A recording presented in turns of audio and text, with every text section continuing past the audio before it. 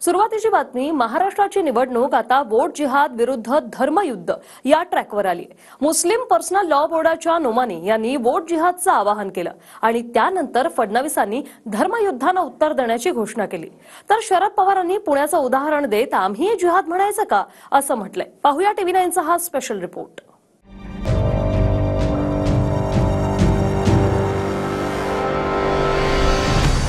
ये कैसा वोट जिहाद है जिसके सिपह सालार हैं सिपह शरद पवार, जिसके अजीम सिपाहियों में हैं उद्धव ठाकरे, राहुल गांधी। जर या ठिकाणी वोट जिहाद होणार असेल तर माझं तुम्हाला आव्हान आहे, आता मतांचं धर्मयुद्ध हे आपल्याला देखील लढावं लागेल। पुण्याच्या काही भागामध्ये विशिष्ट समाज हिंदू समाज याचा अर्थ तुम्ही काही जिहाद समजत नाही। महाराष्ट्राची निवडणूक आता वोट जिहाद वरून धर्मयुद्ध वाया ब्राह्मण ट्रॅकवर आली। मुस्लिम पर्सनल लॉ बोर्डाच्या सज्जाद नोमानी यांनी वोट जिहादचे सिपे सालार शरद पवार, उद्धव ठाकरे, राहुल गांधी आणि नाना पटोलेंसह महाविकास आघाडीला मतदान करा असं आवाहन केलं। त्यानंतर फडणवीसांनी धर्मयुद्धाची घोषणा केली। पण आता शरद पवारांनीही पुणे लोकसभेच्या निकालावर बोट ठेवले। पुण्यातही विशिष्ट हिंदू समाज राहतो, त्यांचं मतदान भाजपला होतं, मग आम्ही वोट जिहाद म्हणायचं का असा सवाल पवारांचा आहे। म्हणजे पवारांनी ब्राह्मण मतांवर बोट ठेवलं। काही कॉन्स्टिट्युन्सीमध्ये मायनॉरिटीने महाविकास आघाडीच्या लोकांना मतदान केलं। असं आहे की एखाद्या मतदारसंघात एखादा समाज जास्त असेल, उदाहरणार्थ पुण्याच्या काही भागामध्ये एक विशिष्ट समाज आहे, हिंदू समाज आहे, आणि त्यांनी मतदान केलं भाजपला, तर आम्हाला सवय येते की इथं असंच मतदान होतं। याचा अर्थ तुम्ही काही जिहाद समजत नाही। एक प्रकारचा धार्मिक कलर या निवडणुकीला द्यायचा प्रयत्न केलेला दिसतो। लोकसभेत आणि विधानसभेत प्रचंड नाराजी त्यांना ब्राह्मण समाजाला गृहीत धरून बोलले असतील तर तो समाज भारतीय जनता पक्षावर नाराज असल्याचं प्रचंडपणात जाणवतंय, पावलोपावली दिसते। असं असताना माननीय शरद पवार साहेबांचे वक्तव्य महाराष्ट्रामध्ये जातीयवाद जास्त प्रमाणात वाढवण्याचं आहे का असा प्रश्न आम्हाला पडतो। आता पुणे लोकसभेत काय केलं तेही समजून घेतलं पाहिजे। भाजपच्या मुरलीधर मोहोळांनी काँग्रेसच्या रवींद्र धंगेकरांचा 1,23,038 मतांनी पराभव केला। पुण्यात लोकसभेत एकूण मतदान होतं 20,61,276 आणि प्रत्यक्ष मतदान झालं 11,04,572। इथे ब्राह्मण मतदार आहेत जवळपास 6 लाख। शरद पवार म्हणाले की लोकसभेत अल्पसंख्याकांनी महाविकास आघाडीला मतदान केलं, मग विशिष्ट हिंदू समाजानं भाजपला मतदान केलं तर त्याला वोट जिहाद म्हणणार का? त्याचवेळी नोमानी यांच्या आणखी एका व्हिडिओनं भडका उडालाय, ज्यात सज्जाद नोमानी म्हणतायत की लोकसभेत त्यांच्यातील काही लोकांनी भाजपला मतदान केलं, त्यांचा दानापाणी बंद केलं पाहिजे।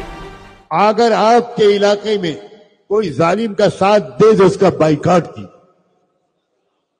मुझे मालूम है लोकसभा के इलेक्शन में आपके कुछ लोगों ने बीजेपी का साथ दिया था। ऐसे लोगों का हुक्का पानी बंद होना चाहिए, ऐसे लोगों का सोशल बाइकआउट होना चाहिए, ऐसे लोगों से सलाम दुआ बंद होनी चाहिए।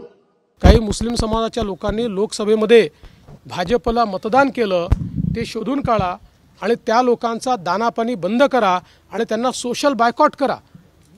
आणि हे स्वतःला सेक्युलर म्हणणारे लोक आज त्याबद्दल एक शब्दही बोलत नाही। ही जी एक प्रकारचे एक्स्ट्रीम पोलरायझेशन करण्याचा प्रयत्न हा जो काही महाविकास आघाडी करते त्याला आम्ही निश्चितपणे उत्तर देऊ। महाराष्ट्रातील 288 पैकी 269 जागांवर मुस्लिम पर्सनल लॉ बोर्डानं महाविकास आघाडीला पाठिंबा दिलाय। म्हणजेच मुस्लिमांना नोमानी यांनी सांगितलंय की महाविकास आघाडीला मतदान करा। त्यावरून काँग्रेसचे प्रदेशाध्यक्ष पटोलेंनीही RSS कडे बोट दाखवले।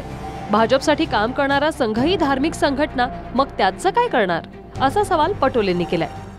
एखादी धार्मिक संघटना आपल्या लोकांना आव्हान करते तर यांना विरोध आहे। मग RSS पण एक धार्मिक संघटना आहे। मग RSS भाजपचा प्रचार करते, नाही केलं तर लोकांना या पद्धतीने धमकवतात, मग त्याला काय करायचं? आता उलेमा बोर्डाकडून महाविकास आघाडीला पाठिंबा देण्याच्या बदल्यात ज्या 17 मागण्यांचं पत्र पाठवलं आहे त्यातील मागण्यांवरून भाजप आक्रमक झाली।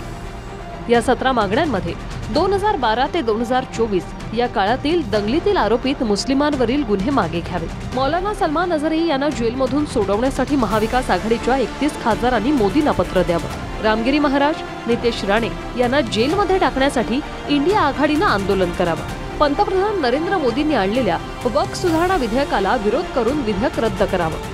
तर पत्र तर खूप येतात ना, पत्राचं काय, पण कोणत्या अटी मान्य करायच्या की नाही करायच्या त्या आम्हाला ठरवायच्या आहेत। जेव्हा जेव्हा निवडणुका येतात त्यावेळेस तुम्हाला हिंदू मुसलमान, आणि ज्यावेळेस ईद येते तर मुसलमानाकडे बिर्याणी खायला तुम्हीच जाता।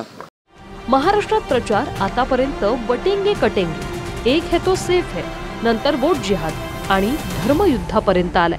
म्हणजेच मतांच्या ध्रुवीकरणाची लढाई सुरू झाली। Bureau report, TV9 Marathi.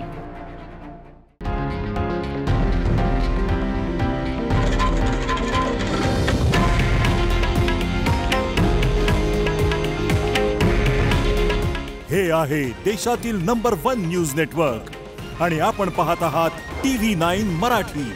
काळजी तुमची, हित महाराष्ट्राचं।